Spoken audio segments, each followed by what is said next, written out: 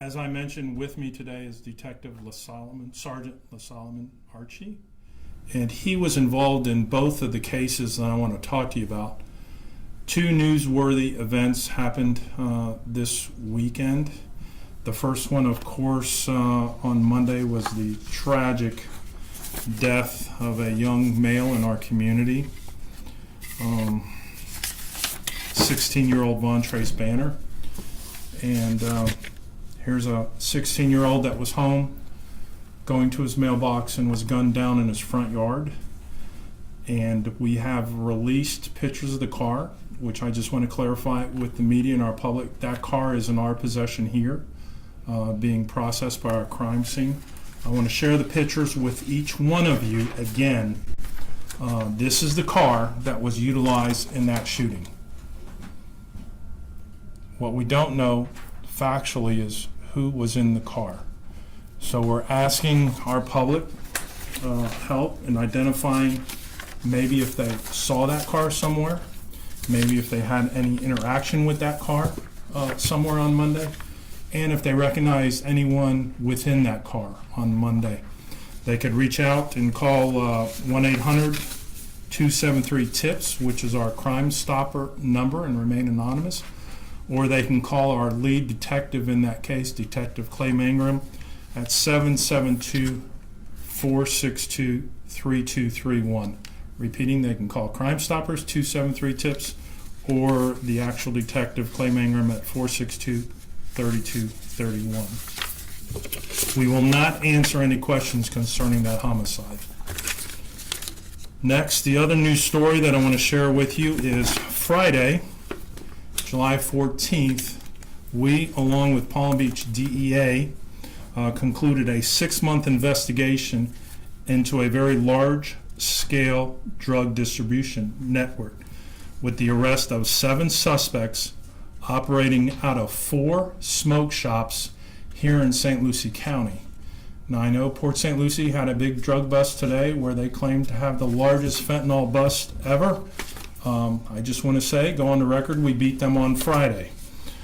These arrests came after detectives simultaneously executed search warrants at Smoking Buds in Fort Pierce, the Joint Smoke and Vape in Fort Pierce and Port St. Lucie, High Expectations in Port St. Lucie, and a residence located in the 1000 block of Southwest McCoy Avenue in Port St. Lucie.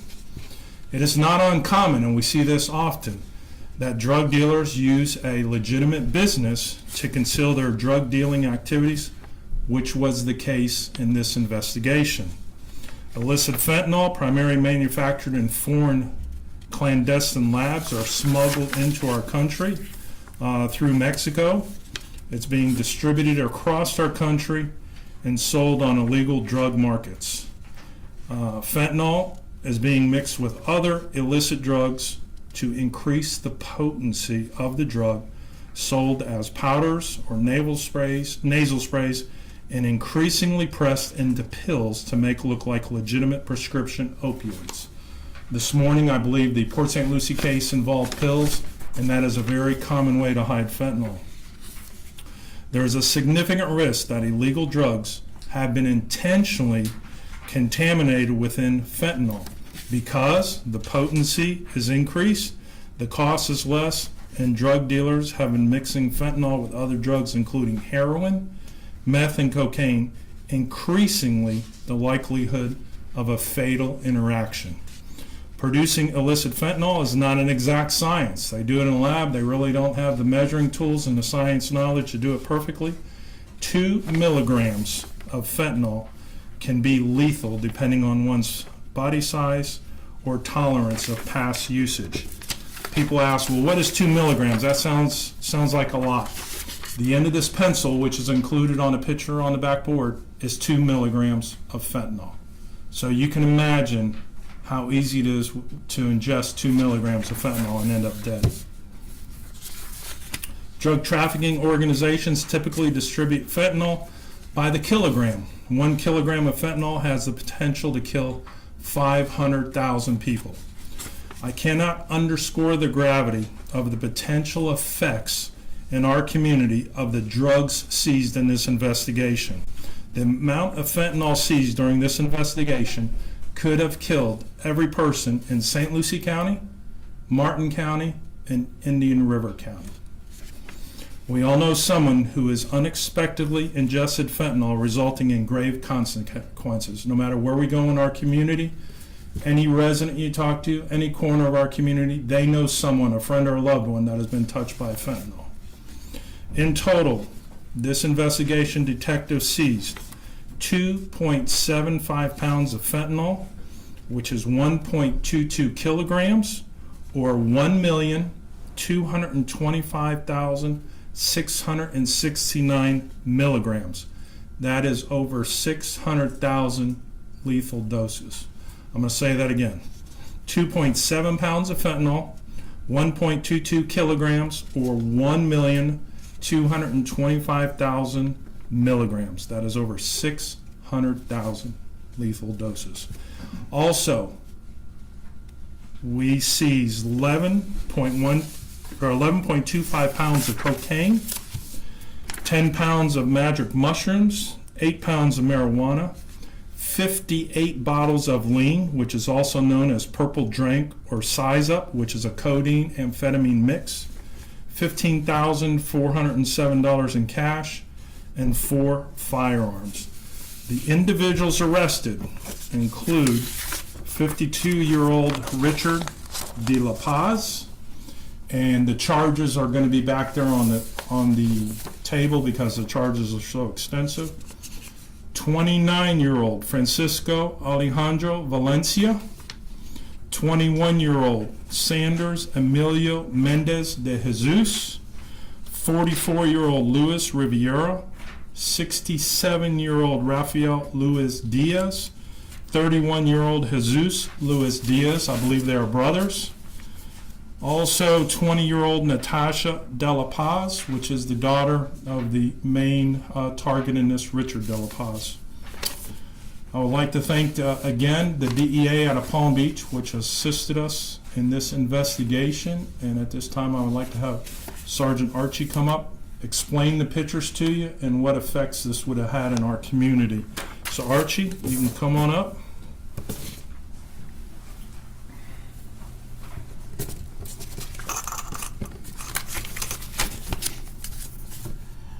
Good afternoon, guys. As the sheriff was indicating, the potency of the fentanyl is just one of those things that you can't even imagine.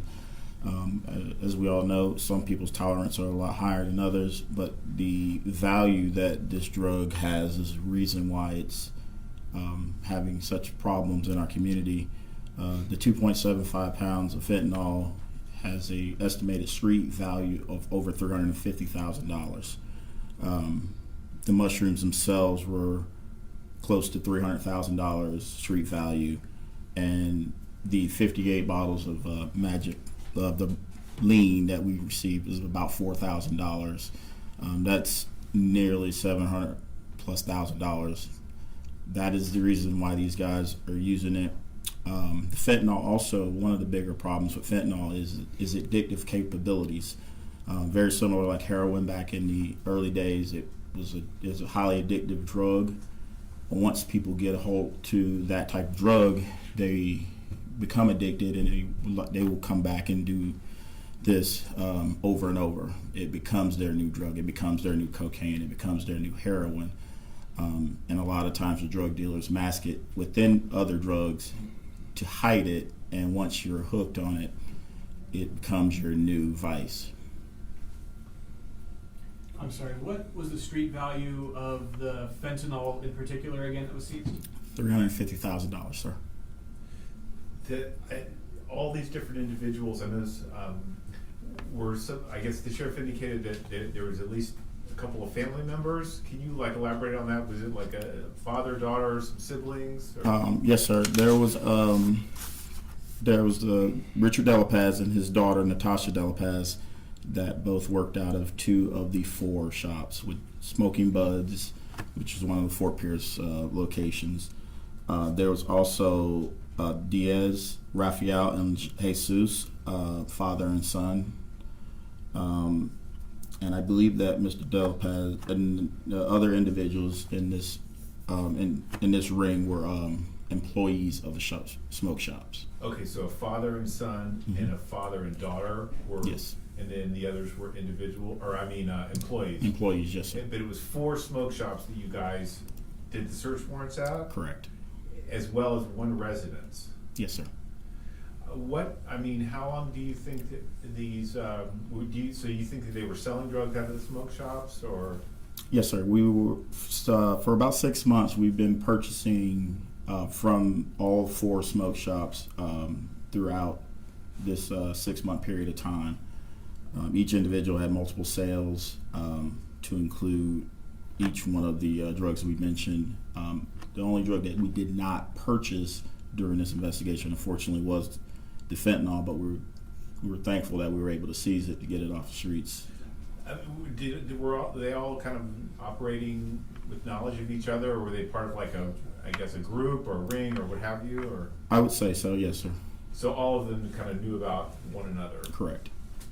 Is this considered a large operation in I your would- sense? I would say yes. It's a very large operation, a very sophisticated operation. I mean, if you think about it, they're masking around legalized business.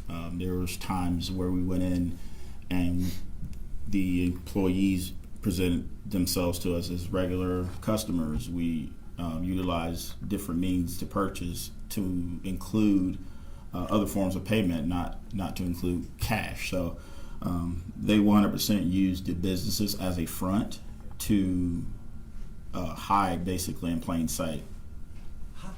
If I may ask, how did you guys get wind of these guys? I mean, because obviously they had been in operation for a while. We got some pretty credible, reliable information, and we were able to utilize that information to start our investigation. You mean like an anonymous tip or a source, confidential source, or? It was pretty credible information. I just want to expand on that. Many in our community have been affected by fentanyl, and as soon as they realized what this business was actually doing, they came forward and shared the information because they too feel somewhat vested in our community that they want this poison out of here. Are these long-standing folks that have lived here for a while, or is it just, maybe a year or so come in, set up shop, and go from there? Actually, the Delapaz family came from down south. Mr. Delapaz is actually on federal probation for a conspiracy-related charge for distributing narcotics in the southern regions of Florida. When we arrested Mr. Delapaz, he's actually on GPS monitor during this investigation. So he's got a long history of selling drugs. Correct. The fentanyl, the 2.7 pounds or what have you, was that kind of seized from one particular location, or was that kind of like in total it was seized, like when you combined all the drugs that were seized at the various different locations? Obviously this is combined throughout the investigation. However, the 2.7 pounds of fentanyl and the 11.25 pounds of cocaine, in addition to the vast majority of the mushrooms, were found at one location. That was the Fort Pierce Smoke Shop. Now the What was the dollar name of amount. Smoking Buds. Smoking Buds. Yes, sir. Where is that at? Like the address? That is the 3300 block of South US 1. The dollar amount on the 11.25 pounds of cocaine, because we have nearly $300,000 worth of mushrooms, $350,000 worth of fentanyl. How much was that cocaine worth? We could be talking over $1 million here. Easily, because you got to think about just street value, depending on the market that you obviously Colombian versus coming through Mexico versus the Bahamas is going to affect the price. But you're looking at roughly between 22 and 28,000 per kilo. So just and 11.25 is roughly about 5 kilos or so. He's on his calculator right now figuring it out. Can I ask you this question? What I'm not hearing is meth at all. What I'm hearing are totally different drugs. Has meth been surpassed? I don't think it's been surpassed. I think, like most things, it's supply and demand. The demand right now is fentanyl-based products. Cocaine has made a big comeback. Heroin has become more available. So I believe it's just as simple as the demand for these products are higher right now. When I guess the sheriff was mentioning that the drank, is that the DRANK, purple drank or Yes. whatever? Is that made with, how, for those who don't know, is that like the prescription codeine cough syrup mixed with like vodka or something, or what is that for the? It is a mixture of like the codeine and then some other amphetamines, which create the reason why I call it the purple drink is because it gives off a purple color. It's very popular in the rap industries, especially in the Texas area. Is kind of where it became very popular. So you get this liquid codeine and you mix it with what other liquids? I don't know. Well, the codeine itself is the bottle is the liquid itself. So once you mix it with, and a lot of the mixtures, honestly, is just for flavoring purposes to give it the appeal. Okay.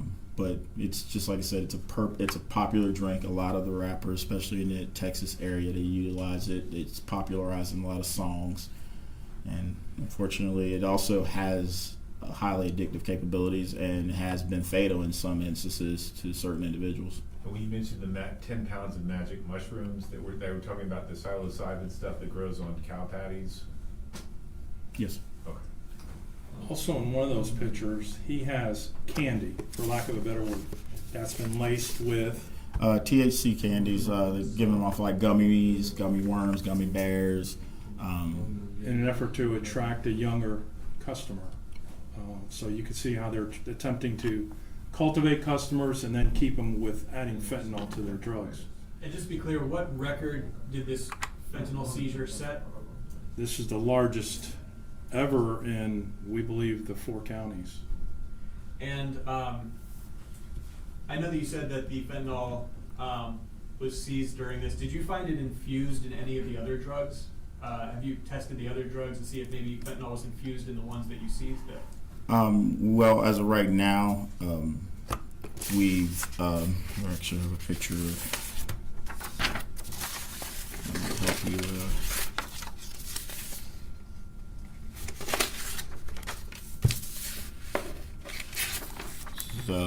on the right, my right hand is the cocaine and the mixture that was field tested on scene, and on the left is the fentanyl. Currently, our DEA partners out of Palm Beach are assisting us with utilizing their lab down in the Miami area to get the exact combination of what drugs were, and so we will have that information, I'm sure, sooner than later. My last question to you is this. This is a pretty darn big drug bust. What type of dent is this making in the drug industry here, do you think? If you can calculate that in your mind or come up with that. I would love to say that it was making a huge dent. Unfortunately, it's like any other enterprise. If you take one down, that gives the opportunity for another to step up. So I've been in the narcotics related field now as a supervisor, also as a detective for easily 15 years, and every time we get a big pop, we always think it's the biggest pop, and every time we think that we've made a big dent, and then within 24 hours we realize that there is a new kingpin or a new snake that has arisen. So it is definitely an impact. It's definitely going to hurt and cripple portions of the community as far as the drug dealers. They will be afraid. They should be afraid. However, the demand is always going to bring them back up. So we'll still be fighting this battle. These individuals connected with the smoke shops, any idea whether they had any contact with this gentleman that Port St. Lucie police arrested yesterday? Only because there's such a large amount of cocaine and fentanyl there as well. Not to my immediate knowledge. Okay. Now, you mentioned these guys had priors down south. Any chance there's gang activity involved in? We had no information on any gang relations to any of these individuals. And then financially, you add up the 350, the 28 per, the 5 kilos, the rest, that's about $800,000. Was there anything else that I missed between the fentanyl, the cocaine, the mushrooms on that dollar amount? No, I think you have it all. And lastly, we can get you spelled first, last, and your title. We should have done that earlier on. Just a good habit. Not a world, no. My first name is LaSolomon, LaSolomon. Last name Archie, Archie. The S in your first name, that's not capitalized, is it? No, sir. I don't know if you'd be able to name names or anything, but is anybody cooperating in this investigation so far? I think you answered your own question, but One thing I want to clarify, there was one residence where the search warrant was Yes. executed. Whose house was that? that was actually Rafael Diaz. He was actually at home. He's also on probation. Currently, we went there to his residence along with probation. That was also where we discovered the 4 firearms, or 3 of the 4 firearms that were recovered during this investigation. All of this stuff went down on Friday, is that right? Yes, sir. It was a very busy day. At these 4 businesses, were they just selling to anyone who asked, or did the undercover detectives have to like go through special hoops to get them to sell them this stuff? No, not particularly. It was pretty blatant, pretty open. You walk in and ask for magic mushrooms, you got magic mushrooms. You ask for lean, you got lean. Just to kind of give you the gravity of, I was the supervisor on the Smoking Buds, the 3300 block of South US 1. And during our time on that scene, which was about 5.5 hours, give or take, we probably encountered with the plethora of law enforcement vehicles outside, to include marked Sheriff's Department vehicles, easily 25 to 30 customers who walked up and attempted to enter the business as we were there. So that just tells me that this business was very, very popular, and that it definitely had a reach out to our community. Any idea where they're getting all of this sort of cornucopia of drugs? We do, but unfortunately I'm not at liberty to say at this moment. That's the next shoe to drop. Okay. Anything else? Good. Yeah, just my last question is, you mentioned that new kingpins or snakes rise up afterwards. Why not get discouraged when you go through all this effort and you feel like the drugs are still being sold elsewhere? Why do you not get discouraged, and why do you keep going at it? Again, I think it's just simply the demand. I mean, the money entices people to risk it. I mean, I met a drug dealer once who went to prison for a long period of time, 16 years. He got home. He got a job at McDonald's. He worked there for about 3 weeks. We busted him about week 4, and I asked the question, why would you go back after doing 16 years of your life? And he says, the money. The money is the root of their evil. They're addicted to that money, just like their customers are addicted to the drug. And for you guys, when you feel like the drugs are still being pushed elsewhere after you go through all this effort, what keeps you going to keep on fighting a good fight when you feel like sometimes the drugs are still going to be sold elsewhere? I get that one, Bob. I'm going to answer that for him. There's not a day that goes by that I don't get a phone call from a loved one that either experienced a loss in their family or a friend due to drugs. I immediately get on these guys and say, listen, this is what I know. Go take care of business. And that's the cycle that we live in. Someone dies or are affected by drug use, they notify us, they share information, as was in this case, and we act on it. All these guys in St. Lucie County Jail? Some of them bonded out already. Natasha Dela Paz is bonded out. I believe Richard Dela Paz is bonded out. I believe Rafael Diaz is still incarcerated. And I believe we have, I want to say Sanders is also, and Francisco are also incarcerated still. Any word on their operations linked to any deaths or even just overdoses that didn't result in death? Not to our immediate knowledge. But we're still